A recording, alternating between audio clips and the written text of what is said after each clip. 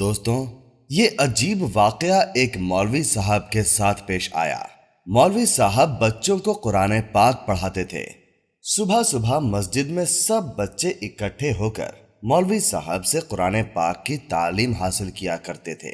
یہ سب اسی محلے کے بچے تھے۔ بہت سادہ اور بہت اچھا دور تھا۔ نہ ہی پڑھانے والوں کو کسی قسم کا لالچ تھا اور نہ ہی پڑھنے والوں کو۔ مولوی صاحب اکثر بچوں کو پڑھانے کی فیس نہیں لیا کرتے تھے، بس محلے کے لوگ انہیں کھانے پینے اور ناشتے کا سامان مہیا کر دیتے، کیونکہ مولوی صاحب کا اس دنیا میں کوئی نہیں تھا، یعنی ان کے گھر والے نہیں تھے۔ مولوی صاحب تقریباً 70 سال کے ہو چکے تھے، مگر ابھی بھی صحت مند اور تندرست تھے۔ صبح صبح بچے پڑھنے کے لیے آتے تو کسی نہ کسی گھر کی ڈیوٹی ہوتی کہ ان کے لیے ناشتہ بھیج دیا جائے۔ چائے کے ساتھ پراٹھے، انڈے یا پھر سالن ہوتا تھا۔ لوگ بہت خوش دلی سے مولوی صاحب کا ناشتہ بھیجتے۔ مولوی صاحب کھانے پینے کے بہت شوقین تھے، لیکن روپے پیسوں کا انہیں کوئی لالچ نہیں تھا۔ مسجد میں نمازیں پڑھانے کی انہوں نے کوئی بھی فیس یا تنخواہ نہیں لی۔ مسجد کا ایک کمرہ ان کی رہائش کے لیے مختص تھا، جہاں مولوی صاحب رہتے تھے۔ محلے کے لوگ بڑھ چڑھ کر ان کی خدمت کرتے اور انہیں اس بات کی کبھی بھی کمی محسوس نہیں ہوئی کہ ان کی اپنی کوئی اولاد یا اپنا گھر بار نہیں ہے۔ تنخواہ کی انہوں نے کبھی خود سے ڈیمانڈ نہیں کی۔ اچھے کپڑے اور دوسری ضرورت کی چیزیں تمام محلے والے پوری کر دیا کرتے۔ مولوی صاحب بہت خوش تھے۔ محلے کے لوگ بھی انہیں اپنا بڑا بزرگ سمجھتے تھے۔ مسجد کا چھوٹا سا صحن تھا، جس میں نمازیوں کے لیے ایک چٹائی پڑے ہوئے تھے، جن پر وہ نماز ادا کرتے تھے، جبکہ مسجد کے اندرونی حصے میں اچھے قسم کے قالین پڑے ہوئے تھے۔ لیکن اکثر گرمیوں میں مولوی صاحب مسجد میں بچوں کو باہر بیٹھ کر صحن میں پڑھایا کرتے تھے۔ انہی دنوں ایک لڑکا مولوی صاحب کے پاس مسجد میں سپارہ پڑھنے کے لیے آنے لگا۔ بچوں کو نہیں پتا تھا کہ یہ بچہ کون ہے، لیکن وہ بچہ اس محلے کا نہیں تھا۔ مولوی صاحب سے کسی بڑے آدمی نے پوچھا کہ یہ بچہ کون ہے، تو مولوی صاحب نے بتایا کہ ان کے کسی جاننے والے نے اسے ان کے پاس بھیجا ہے تاکہ اسے قرآن پاک پڑھا دیا جائے۔ وہ ایسی جگہ پر رہتا تھا جہاں پر آس پاس کوئی بھی مسجد نہیں تھی اور اس کا گھر بھی آبادی سے دور ہے۔ وہ بچہ بڑا خاموش تھا، ہر وقت خاموش بیٹھ کر سر جھکائے پڑھتا رہتا تھا۔ بچوں نے کبھی اسے کوئی فالتو بات کرتے ہوئے نہیں دیکھا۔ اکثر بچے ایک دوسرے کے ساتھ ہنسی مذاق کرتے، مگر وہ بچہ کسی سے کوئی بات نہیں کرتا تھا۔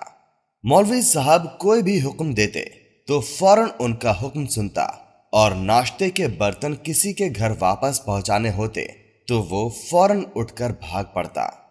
کام بہت مستعدی سے کرتا تھا، جبکہ دوسرے بچے اکثر کام میں سستی کرتے تو مولوی صاحب سے ان کو ڈانٹ سننی پڑتی۔ ایک دن بارش ہو رہی تھی۔ اس دن کچھ ہی بچے مسجد میں پڑھنے آئے تھے۔ بچوں کی تعداد بہت کم تھی۔ بارش میں ویسے بھی بچے بہت کم مسجد میں آیا کرتے تھے، اور وہ لڑکا بھی خاموشی سے سر جھکائے پڑھنے میں مگن تھا۔ مولوی صاحب اکثر خوشی کے موڈ میں ہوتے تو بچوں کے سامنے دل کی باتیں کرنے لگتے۔ مولوی صاحب اس دن موڈ میں تھے۔ کہنے لگے، آج تو میرا دل چاہ رہا ہے کہ کشمیر کے سرخ اور لذیذ سیب کھاؤں۔ مجھے تو بڑے ہی پسند ہے کشمیر کے سیب۔ مولوی صاحب اتنا کہہ کر خاموش ہو گئے، اور تھوڑی دیر بعد کوئی کام یاد آیا تو اٹھ کر مسجد کے اندرونی حصے کی طرف بڑھے۔ پھر کچھ لمحوں کے بعد مولوی صاحب باہر آئے تو ان کے چہرے پر حیرت نمایاں تھی۔ ان کے ہاتھ میں ایک سرخ رنگ کا سیب تھا۔ مولوی صاحب کہنے لگے کہ یہ سیب اندر پڑا ہوا ملا ہے، تم بچوں میں سے تو کسی کا نہیں ہے۔ بچوں نے انکار میں سر ہلایا۔ مولوی صاحب حیرت سے سیب کو دیکھنے لگے اور پھر بیٹھ گئے اور کہنے لگے، حیرت ہے، سیب تو کشمیری ہے، اور مجھے ایسا معلوم ہوتا ہے جیسے میری خواہش پر اللہ تعالیٰ نے اسے میرے لیے بھیج دیا ہو۔ بچے مولوی صاحب کی باتیں سن کر حیران ہو رہے تھے، مگر اس وقت بچوں میں اتنی عقل نہیں تھی کہ ان کی باتوں کو سمجھ سکے۔ مولوی صاحب مزے لے کر سیب کھانے لگے۔ بچوں کو اس بات کا کچھ پتہ نہیں تھا کہ سیب کہاں سے آیا۔ اسی طرح ایک دن صبح کے وقت پڑھتے ہوئے مکھیاں بہت بھنبھنا رہی تھی اور مولوی صاحب ان کی وجہ سے بہت بیزار معلوم ہو رہے تھے۔ کہنے لگے آج حبس بہت ہے، اگر ہوا چل رہی ہوتی تو مکھیاں یوں مجھے تنگ نہیں کرتی۔ مولوی صاحب نے اتنا ہی کہا تھا کہ ہوا کا ایک تیز جھونکا کہیں سے آ گیا اور ہواؤں کے زور کی وجہ سے ایک دم بھنبھناتی ہوئی مکھیاں غائب ہو گئیں۔ مولوی صاحب بڑے حیران ہوئے کہ ایک دم اچانک یہ کیا ہوا۔ جب سے وہ بچہ پڑھنے کے لیے مولوی صاحب کے پاس آنے لگا تھا تب سے ہی عجیب و غریب واقعات ہونے لگے تھے۔ مسجد کے ایک کونے میں ایک پتھر سے بنی ہوئی ایک بڑی سی ٹنکی تھی اور ٹنکی کے ساتھ ہی ایک کنواں تھا۔ کنویں سے ٹنکی میں پانی بھرا جاتا تھا تاکہ نمازیوں کے لیے وضو کا بندوبست کیا جا سکے۔ ٹنکی بھرنے کے لیے ہر بچے کی ڈیوٹی لگائی جاتی کہ فلاں بچہ ٹنکی بھرے۔ مولوی صاحب نے ایک دن اسی بچے کو پانی بھرنے کے لیے کہا۔ مسجد کے بیرونی حصے کی طرف ایک الگ سی جگہ پر وہ ٹنکی تھی۔ بچہ 5 منٹ میں ہی ٹنکی بھر کر آ گیا تو مولوی صاحب نے کہا ٹنکی بھر دی؟ تو اس نے کہا جی مولوی صاحب۔ مولوی صاحب حیرانی سے پوچھنے لگے کہ 5 منٹ میں ہی ٹنکی بھر دی؟ لڑکا کہنے لگا مولوی صاحب آپ خود چل کر دیکھ لو، میں نے ٹنکی بھر دی ہے، شاید آپ کو پڑھانے میں وقت کا احساس نہیں ہوا۔ مولوی صاحب سر جھٹک کر رہ گئے۔ اگلے دن بھی مولوی صاحب نے اسے آزمانے کے لیے ٹنکی بھرنے بھیجا تو بھی وہ جلدی سے ٹنکی بھر کر واپس آ گیا۔ اب تو مولوی صاحب کا ماتھا ٹھنک گیا مگر خاموش ہو گئے۔ بہانے بہانے سے بچے سے کچھ کام لینے لگے۔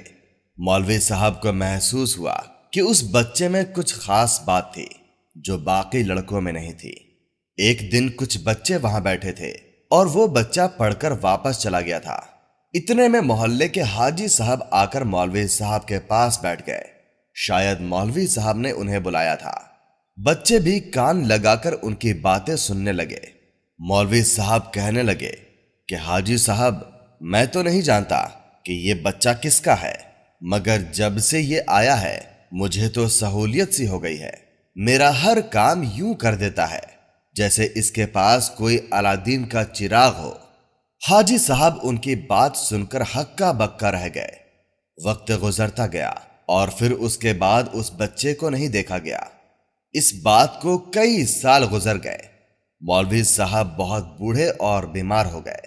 اب وہ مسجد میں نماز نہیں پڑھایا کرتے تھے، اکثر اپنے کمرے میں ہی چارپائی پر پڑے رہتے۔ جو بچے پہلے مولوی صاحب کے پاس پڑھتے تھے وہ اکثر مولوی صاحب کے پاس چلے جاتے، ان کی دل جوئی کرتے اور ان سے گزرے زمانے کے قصے سنتے۔ ایک دن مولوی صاحب ان بچوں کو بتانے لگے کہ کیا تمہیں وہ لڑکا یاد ہے جو میرے پاس قرآن پاک پڑھنے کے لیے آیا کرتا تھا؟ تو بچوں نے جھٹ سے کہا جی مولوی صاحب ہمیں یاد ہے۔ تو مولوی صاحب کہنے لگے کیا تم جانتے ہو وہ لڑکا کون تھا؟ بچوں نے نہ میں جواب دیا۔ مولوی صاحب تھوڑی دیر کھانستے رہے اور پھر بولے وہ لڑکا جنات میں سے تھا۔ یہ سن کر جو بچے مولوی صاحب کی باتیں سن رہے تھے وہ حیرت سے اچھل پڑے اور کہا مولوی صاحب آپ یہ کیا کہہ رہے ہیں؟ مولوی صاحب کہنے لگے ہاں بالکل وہ لڑکا جنات میں سے تھا۔ اس بات کا علم مجھے شروع میں نہیں تھا مگر بعد میں مجھے پتہ چل چکا تھا۔ اس لڑکے نے میرے پاس آ کر مجھے کسی شخص کے بارے میں بتایا کہ میں اس کی بساست سے آپ کے پاس آیا ہوں اور آپ سے قرآن پاک پڑھنا چاہتا ہوں۔ وہ ایک مسلمان تھا، اسی لیے میں اس کو قرآن پاک پڑھنے سے نہیں روک سکتا تھا کیونکہ یہ ثواب کا کام ہے، اور دوسرا میں جانتا نہیں تھا کہ وہ جنات تھا یا انسان۔ میں نے اسے پڑھانا شروع کیا اور اس کی حیرت انگیز اور چھوٹی چھوٹی قارستانیوں کا اندازہ مجھے دھیرے دھیرے ہونے لگا۔ ایک دن اس لڑکے نے مجھے کہا کہ مولوی صاحب ہمارے گھر ختم شریف ہے، آپ کو ہمارے ساتھ چلنا ہوگا اور ختم پڑھانا ہوگا۔ میں نے حامی بھر لی اور اسے شام کا وقت دے دیا۔ وہ بچہ مجھے شام کے وقت لینے کے لیے آ گیا۔ میں اس کے ساتھ اس کے گھر کی طرف چل پڑا۔ مجھے نہیں معلوم تھا کہ اس کا گھر کس طرف ہے۔ اسٹیشن کی ریلوے لائن پار کرنے کے بعد ہم کافی دیر تک پیدل چلتے رہے اور ہم ویران علاقے میں داخل ہو گئے۔ میں بڑا حیران تھا کہ وہ مجھے لیے کہاں جا رہا ہے۔ میں نے پریشانی سے کہا، تم مجھے کہاں لیے جا رہے ہو؟ تو وہ کہنے لگا، مولوی صاحب آپ پریشان نہ ہو، میں آپ کو واپس چھوڑاؤں گا۔ وہ مجھے لیے ہوئے ویران جنگل میں داخل ہو گیا۔ اب تو میں پریشان تھا، چل چل کر تھک چکا تھا۔ وہ مجھے ایک چھوٹی سی غار کے سامنے لے گیا اور کہنے لگا، مولوی صاحب یہ میرا گھر ہے۔ میری حیرت کی انتہا نہ رہی کہ وہ انسان ہو کر اس غار میں رہتا تھا اور وہ بھی اس ویرانے میں۔ بہرحال اس کے کہنے پر میں اس کے ساتھ اس غار میں داخل ہو گیا۔ میں نے خود پر قابو کیے اور اس کے ساتھ اندر چلا گیا۔ اندر کچھ لوگ موجود تھے۔ انہوں نے میری خوب آؤ بھگت کی اور ختم کے لیے سامان رکھنا شروع کر دیا۔ شام کا اندھیرا تیزی سے پھیل رہا تھا اور مجھے پریشانی لاحق ہو رہی تھی۔ میں نے جلدی جلدی ختم پڑھایا اور کہا، چلو مجھے واپس چھوڑاؤ۔ جب میں اٹھنے لگا تو ایک بوڑھا آدمی آگے بڑھا اور کہنے لگا، مولوی صاحب ہم غریب لوگ ہیں، آپ کی بہت خدمت نہیں کر سکتے، مگر ہماری طرف سے یہ نذرانہ رکھ لو۔ اس نے ایک پوٹلی میری طرف بڑھا دی۔ میں نے پوٹلی کھول کر دیکھی تو اس میں کچھ کوئلے تھے۔ مجھے دل ہی دل میں بڑا غصہ آیا کہ اتنی دور آیا تو مجھے دے بھی کیا رہے ہیں، کوئلے۔ میں نے کہا، بھائی نہیں، یہ تم رہنے دو، مجھے کچھ نہیں چاہیے۔ کہنے لگا، نہیں مولوی صاحب آپ یہ رکھ لو، اس کے علاوہ آپ کو کھانا بھی دیں گے۔ میں نے کہا، ٹھیک ہے، مجھے کھانے کا سامان باندھ دو۔ انہوں نے ایک بڑے سے تھیلے میں مجھے کھانے کا سامان دے دیا اور ایک ہاتھ میں کوئلے کی تھیلی پکڑا دی۔ میں نے کھانا اس لڑکے کو پکڑا دیا اور وہ مجھے ساتھ لے کر واپسی کی طرف چل پڑا۔ مجھے دل ہی دل میں بڑا غصہ آ رہا تھا کہ اتنی دور بھی آیا تو ملا کیا، کوئلہ اور تھوڑا سا کھانے کا سامان۔ جب اسٹیشن کے پاس پہنچے تو اس لڑکے نے کھانے کا سامان مجھے پکڑایا اور کہنے لگا، مولوی صاحب یہ رکھ لو۔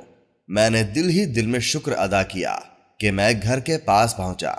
وہ لڑکا چلتے چلتے مجھ سے کہنے لگا، مولوی صاحب آپ کا بہت شکریہ، آپ نے میری عزت رکھ لی، دعاؤں میں یاد رکھیے گا۔ اتنا کہہ کر وہ لڑکا واپسی کے لیے مڑ گیا۔